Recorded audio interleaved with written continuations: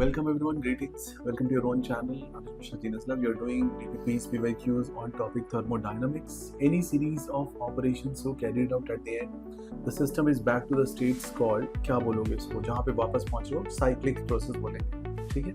जहाँ से चले वहीं पहुँच गए तो cyclic process हो गया. Question number 6. The heat of neutralization of a strong acid and strong alkali is given 57.0 kilojoule per mole and इतनी heat release होगी. अब अगर हाफ मोल HNO3 लोगे और 0.2 मोल्स ऑफ KOH लोगे तो रिएक्शन सिर्फ कितने मोल्स पे होगा? 0.2 मोल्स. ग्राम इक्विवेलेंट कितना हो जाएंगे?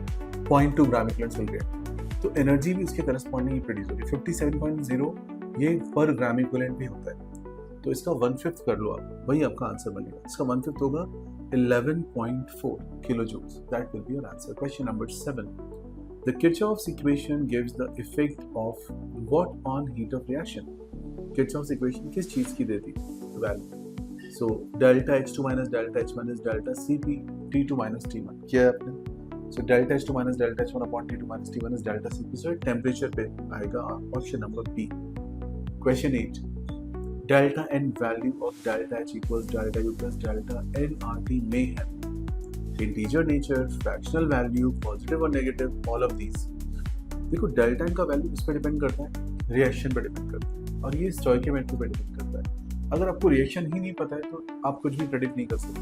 तो ये किसी भी डायरेक्शन में जा सकता है. पॉजिटिव हो सकता है, नेगेटिव हो सकता है, जीरो हो सकता है, राइट? तो सॉल्व कर दो. Question number 9. AB, A2 and B2 are diatomic molecules.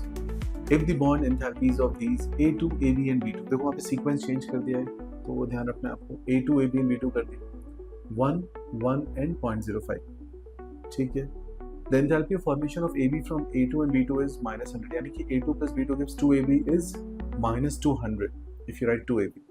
What is the bond enthalpy of A2? ये क्वेश्चन होता है. A2 के बॉन्ड ब्रेक करोगे, B2 के बॉन्ड ब्रेक करोगे, माइनस 2AB के बॉन्ड फॉर्म करोगे और ये टोटल वैल्यू माइनस 200. इक्वेशन लिखेंगे, सॉल्व करेंगे, आपका आंसर निकल के आएगा 400 units.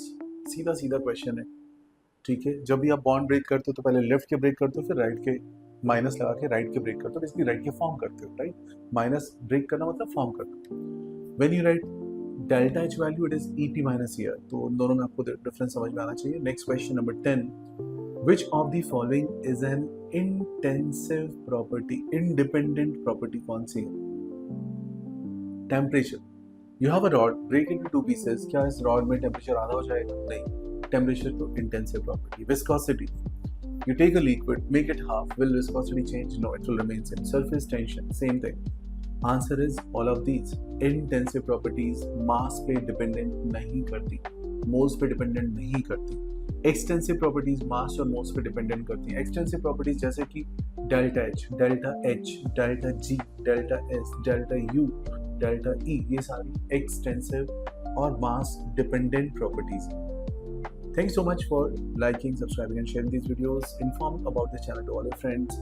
We are helping students for re-NEET, for JEE, BITS, all exams. Please watch this and take maximum benefit. Thank you.